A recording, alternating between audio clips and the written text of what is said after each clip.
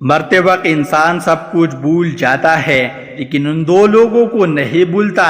جب انسان کی روح نکل رہی ہوتی ہے تو وہ شخص ان دو لوگوں کو بہت یاد کرتا ہے۔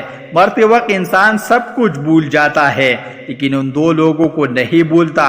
وہ دو لوگ یہ ہے، بسم اللہ الرحمن الرحیم۔ مرتے وقت انسان سب بھول جاتا ہے، لیکن ایسی دو ہستیاں جسے انسان مرتے وقت ہرگز نہیں بھولتا۔ جاننے کے لیے ویڈیو کو مکمل ضرور دیکھیے گا۔ انسانی جسم لاپانی نہیں ہے، یہ زمین پر ایک مدت سے زیادہ زندہ نہیں رہ سکتا۔ عام طور پر جسم زمین پر کئی رنگ بدلتا ہے، بچپن سے جوانی اور جوانی سے بڑھاپا۔ یہ تمام علامات جسم کے پل پل مور کی طرف بڑھنے کی خبر ہے۔ مرنے سے پہلے ضروری ہے، جسم کے لیے بھی اور اس جسم کی روح سے محبت کرنے والوں کے لیے بھی، کہ وقت بہت قریب آ گیا ہے۔ ایسے موقع پر محبت کرنے والوں کو چاہیے کہ وہ جسم کو تنگ نہ کرے اور اسے کوئی ذہنی یا جسمانی تکلیف نہ پہنچائے، تاکہ روح کے جسم سے جدا ہونے کا یہ عمل آسان ہو جائے۔ مرنا ایک ایسا عمل ہو سکتا ہے جس کے دوران جسم زندگی کو جانے دیتا ہے۔ یہ عمل مختلف لوگوں کے درمیان مختلف ہو سکتا ہے۔ جب لوگ مر رہے ہوتے ہیں تو جسم کا نظام آہستہ آہستہ کام کرتا ہے، دل کی دھڑکن ہلکی ہو جاتی ہے اور دوران خون کے کم ہو جانے کی وجہ سے دماغ اور باقی اعضاء کو کم آکسیجن مل پاتی ہے، جس کی وجہ سے صحیح طور پر کام نہیں کر پاتے۔ اس کے علاوہ مرنے والے شخص کی سوچنے اور سمجھنے کی صلاحیت ختم ہو جاتی ہے۔ اگر آپ نے موت کو گلے لگاتے کسی شخص کو کبھی دیکھا ہو تو آپ نے کبھی غور کیا ہوگا کہ ایسا لگتا ہے جیسے اچانک اس کے چہرے پر سکون آ گیا ہو، لیکن اس دوران آخر میں اس کی دماغ میں کیا کچھ چل رہا ہوتا ہے۔ انتقال کرنے والے شخص کا چہرہ دیکھ کر یوں لگتا ہے جیسے وہ سو رہا ہو۔ چہرے پر بہت عام تاثرات ہوتے ہیں۔ میرے ایک رشتہ دار انتقال کے قریب بہت ہی تکلیف میں تھے۔ مرنے کے بعد ان کا چہرہ چمک رہا تھا اور اچانک ایسے لگنے لگا جیسے وہ بہت خوش ہو۔ ناظرین، عام طور پر یہ تصور کیا جاتا ہے زندگی کے آخری لمحات میں ایک جنگ سی چل رہی ہوتی ہے۔ انتقال کرنے والے شخص کا چہرہ دیکھ کر یوں لگتا ہے جیسے وہ سو رہا ہو۔ چہرے پر بہت عام تاثرات ہوتے ہیں۔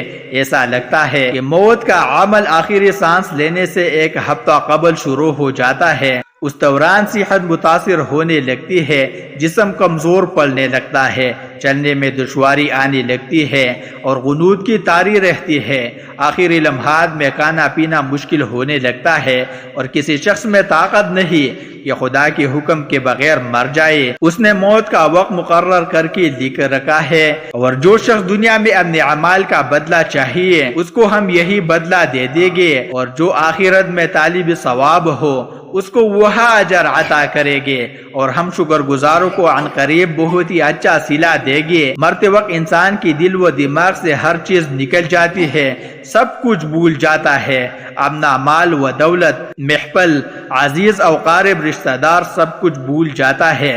مگر مرتے وقت انسان دو لوگوں کو بہت زیادہ یاد کرتا ہے۔ وہ دو لوگ ہرگز نہیں بھولتا۔ ان کے سامنے بٹا کے چیخنے کی کوشش کرتا ہے، ان کے غم میں رونے کی کوشش کرتا ہے، مگر رو نہیں پاتا۔ حضرت مولانا جلال الدین رومی رحمۃ اللہ علیہ فرماتے ہیں، میرے محلے میں ایک شخص زندگی موت کی جنگ لڑ رہا تھا، مرنے والا تھا، موت کی بالکل قریب تھا۔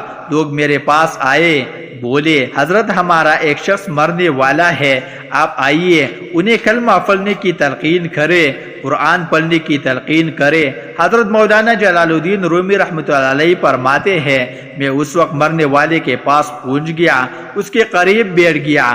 آس پاس میں اس کے رشتہ دار، عزیز و قارب بیٹھے ہوئے ہیں۔ اب اس مرنے والے کی آنکھیں چھت پر لگی ہوئی ہے اور وہ کچھ سوچ رہا ہے۔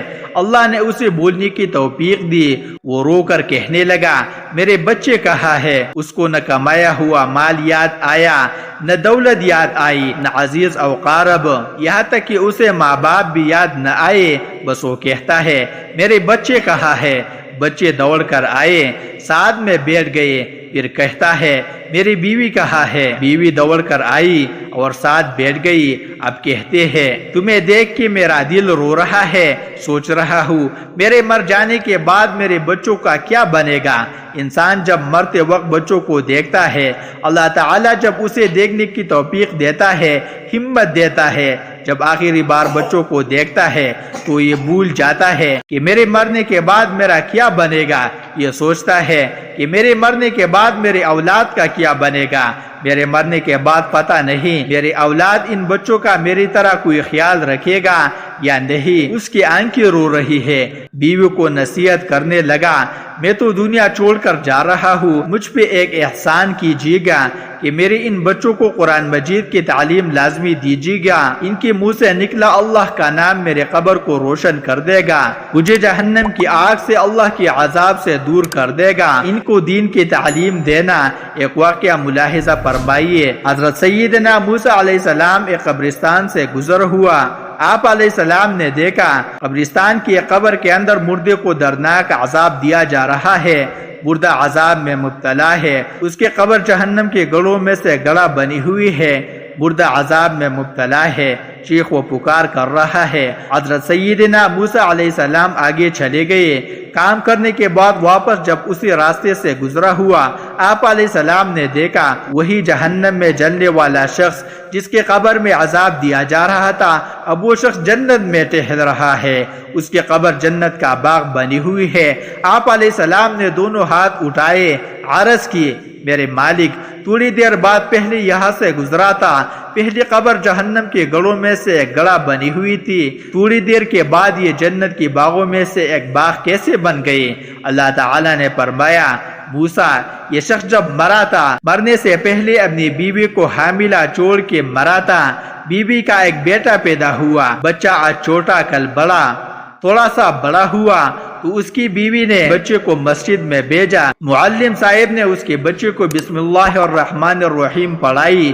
جب اس کے بچے نے بسم اللہ پڑھی تو موسیٰ مجھے حیا آئی کہ اس کا بچہ میرا نام لے اور میں اپنا نام لینے والے بچے کے باپ کو جہنم میں ڈالوں، یہ میرے رحمت گوارا نہیں کرتی، اس لیے ہمیں چاہیے کہ ہمیں بچوں کو قرآن مجید کی تعلیم دے۔ اگر تم چاہتے ہو کہ تمہارے قبریں روشن ہو، عذاب تمہارے قریب بالکل نہ آئے، تو اپنے بچوں کو قرآن مجید کی تعلیم دینا۔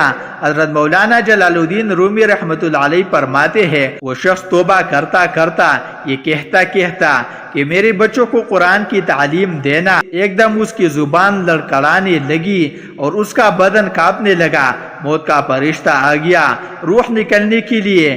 فرماتے ہیں جب انسان کی روح نکلتی ہے اس کا منہ کھول جاتا ہے، دونوں ہونٹ ایک دوسرے سے جدا ہو جاتے ہیں، انسان کی روح انسان کے پیروں سے نکلی ہوئی اوپر کی طرف آتی ہے، جب دل اور پھیپھڑوں تک پہنچتی ہے تو یہ وہ لمحہ ہوتا ہے، وہ وقت ہوتا ہے کہ جب انسان زندگی میں پہلی بار فرشتے اور شیطان کو دیکھتا ہے، یہ وہ مرحلہ ہوتا ہے جب انسان کی ایک طرف شیطان اس کے کان میں غلط مشورہ ڈالتا ہے اور دوسری طرف سے اس کی زبان سے اس کے عمل کے مطابق الفاظ نکلنے لگتے ہیں۔ اگر انسان نیک ہوتا ہے، نمازی ہوتا ہے، عبادت گزار ہوتا ہے تو پھر اس کا دماغ اس کی زبان کو کلمہ پڑھنے کی تلقین کرتا ہے، درود پڑھنے کی تلقین کرتا ہے، اور اگر انسان نیک نہیں ہوتا پھر اس کا جو دماغ ہوتا ہے وہ عجیب سی ہیبت کا شکار ہو جاتا ہے اور انسان شیطان کے مشورے کو قبول کر بیٹھتا ہے۔ جب انسان شیطان کے مشورے کو قبول کر بیٹھتا ہے پھر کوشش کرتا ہے کلمہ پڑھنے کی کہ نہیں پڑھ پاتا۔ ناظرین آج ہماری آنکھیں کھلی ہے، آج ہماری سانس چل رہی ہے، اس سے پہلے کہ یہ وقت گزر جائے، یہ زندگی کے ہر لمحے میرے اور آپ کے لیے غنیمت ہے۔ آخرت کے لیے کچھ اکٹھا کر لو، مرنے سے پہلے قبر کی روشنی بنا لو، معلوم نہیں پھر فرصت ملے نہ ملے، معلوم نہیں پھر یہ زندگی کے لمحے ملے نہ ملے۔ اللہ پاک ہم سب کو عمل کی توفیق عطا فرمائے اور ہمارا خاتمہ ایمان پر فرمائے، آمین ثم آمین۔ ناظرین کمنٹ باکس میں اللہ تعالیٰ کے 99 ناموں میں سے ایک نام ضرور ٹائپ کریں۔ شکریہ۔